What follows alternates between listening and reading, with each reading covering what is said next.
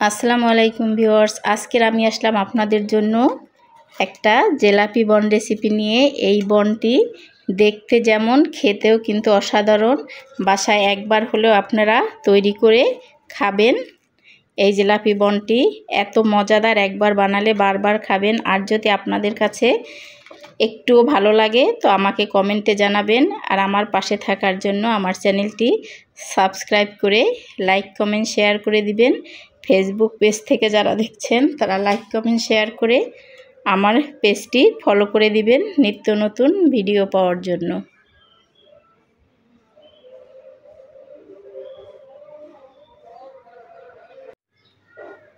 এখানে আমি 1.5 কাপ পরিমাণ ময়দা নিয়ে নিয়েছি। আর এখানে 1 চামচ ইস্ট দিয়ে দিলাম, চিনি দিলাম 1.5 টেবিল চামচ,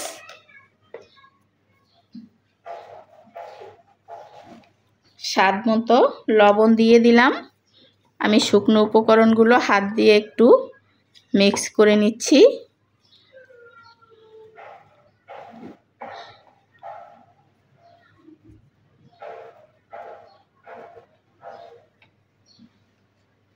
এখন এখানে আমি রান্নার তেল দিয়ে দিচ্ছি 1 টেবিল চামচ পরিমাণ। তেলটাও আমি ভালো করে মিক্স করে নিচ্ছি।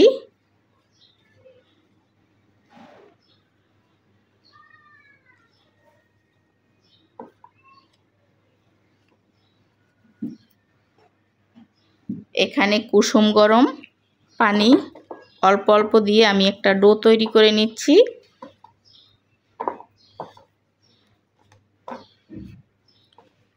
পানিটা কোনোভাবে একবারে দেয়া যাবে না, তাহলে কিন্তু বেশি নরম হয়ে যেতে পারে। পানিটা অল্প অল্প করে দেব আর মিক্স করে ডোটা আমি তৈরি করে নেব। এখানে দেখেন ডোটা কিন্তু তৈরি হয়ে গেছে। এখন আমি সামান্য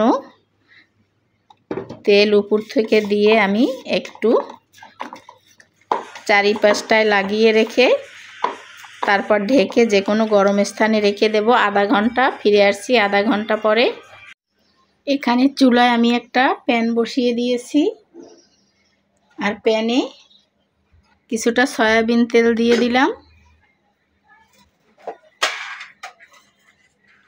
সাথে এখানে আমি কিছুটা বাদাম দিয়ে দিলাম। বাদামগুলো আমি একটু ভেজে নেব।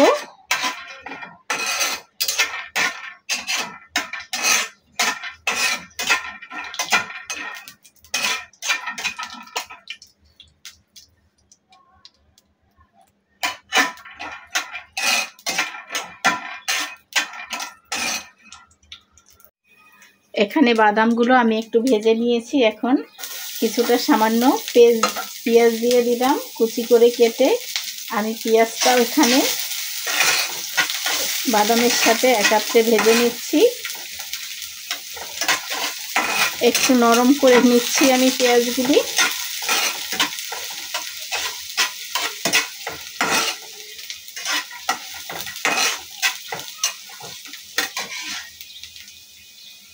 এখন এখানে আমি সামান্য হলুদের গুঁড়ো দিয়ে দিলাম, 1 চামচ মরিচের গুঁড়ো দিয়ে দিলাম। ঝালটা আপনাদের পরিমাণ বুঝে দিবেন। 1/2 চামচ জিরের গুঁড়ো, 1/2 চামচ ধনিয়ার গুঁড়ো। আমি একসাথে একটু তেলে হালকা ভেজে নিচ্ছি।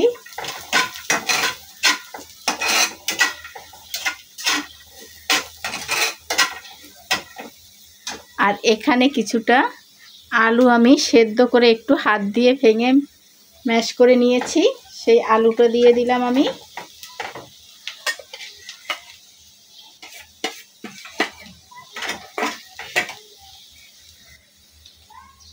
সাথে পরিমাণ মতো লবণ দিয়ে দিলাম। এখন আমি ভালো করে নেড়েচেড়ে মিক্স করে নিচ্ছি সবগুলো।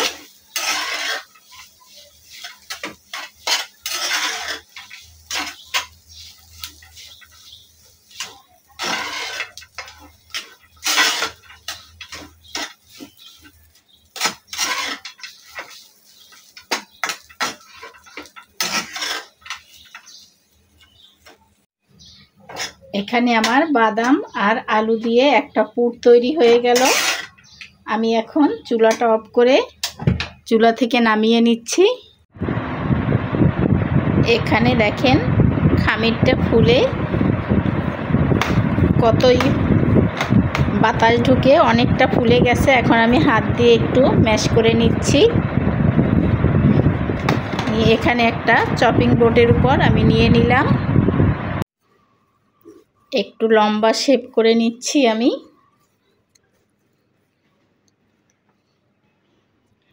এখন আমি ছোট্ট ছোট্ট লেচি কেটে নিচ্ছি।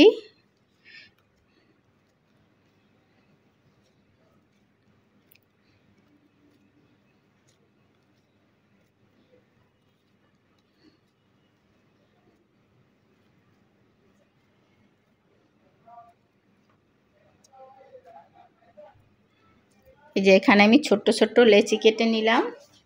লেচিগুলো সব আমি এক পাশে সরিয়ে রেখে একটা লেচি নিয়ে নিলাম।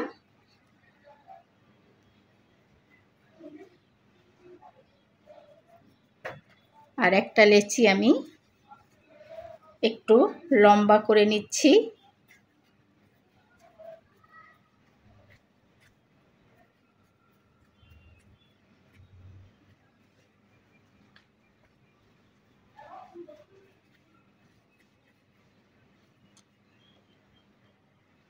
এভাবে লম্বা করে নিয়ে আমি একটা বেলুন দিয়ে একটু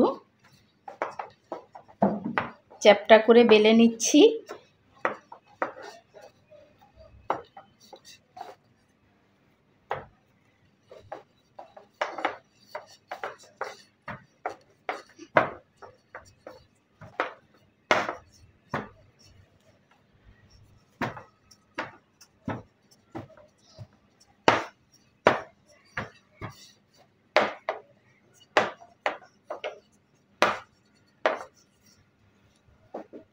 আমি একটু লম্বা করে এইভাবে বেলে নিলাম।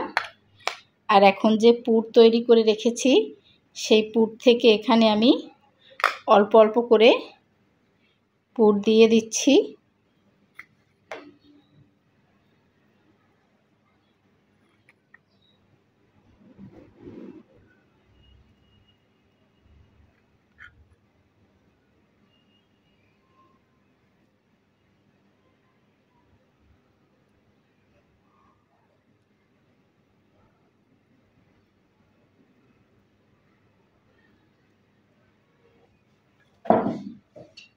এখানে আমি লম্বা করে পুরটা দিয়ে দিলাম।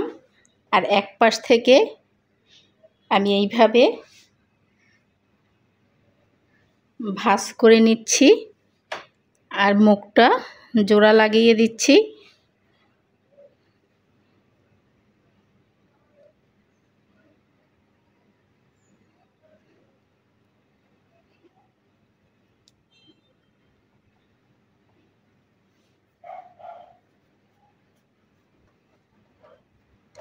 জোড়া লাগিয়ে নিয়ে আমি একটু মুখটা ভালো করে যেন বন্ধ হয়ে যায় একটু গোল করে নিচ্ছি।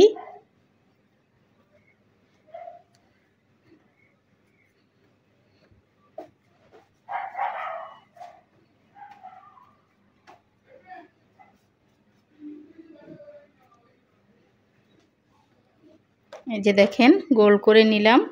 এখন আমি এখানে এটা এইভাবে পেঁচিয়ে নিচ্ছি। আমি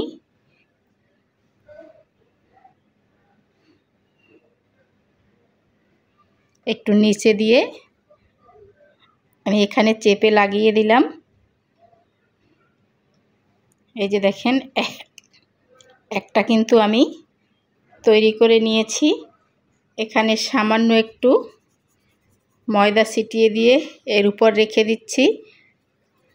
আর বাকি সবগুলো আমি একইভাবে বানিয়ে নিচ্ছি। বাকিটাও আমি একইভাবে বেলে নিয়ে আমি একটু ভাঁজ করে এরকমের লাগিয়ে দিচ্ছি।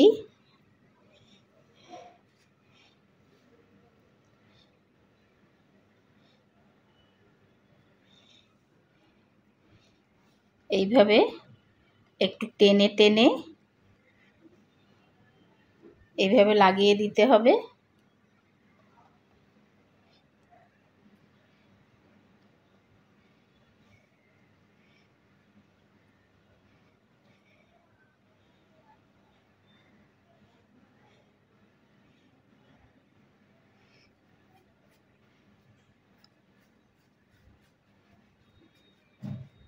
এই যে এভাবে আমি একটু গোল করে নিচ্ছি। আবার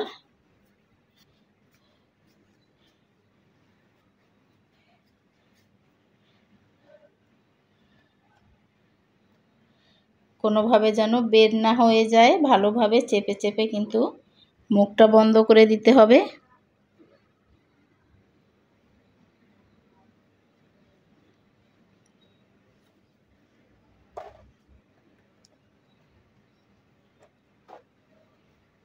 এখন এইভাবে ধরে পেঁচিয়ে দিতে হবে আবার গোল করে।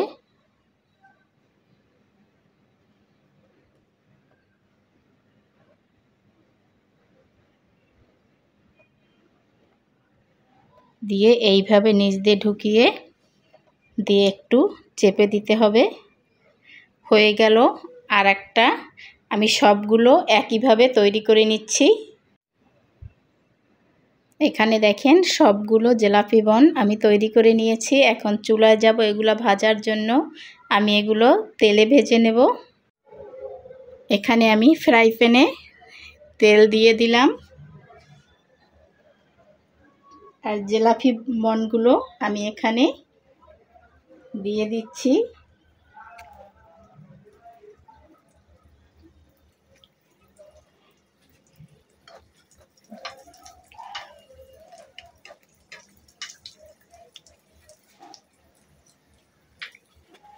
চুলার আঁচটা মাঝারি আঁচে রেখে আমি এই জিলাপি বনগুলো ভেজে নিচ্ছি।